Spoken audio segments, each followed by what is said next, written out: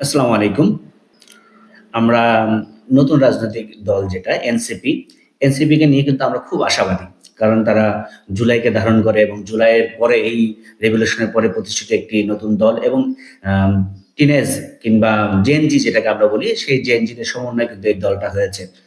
তো সুখবর হলো যে ওরা ইতিমধ্যে আ জামায়াতের সাথে ১০ দলের সাথে ঐক্য করেছে, সমঝোতা করেছে এবং আশা এখনো শুনছি যে ৩০ টি আসনে তারা লড়বে। জানি না কয়টা আসন ফাইনালি তারা থাকে। তবে এটা একটা ভালো দিক হলো যে তারা সংসদে আসবে।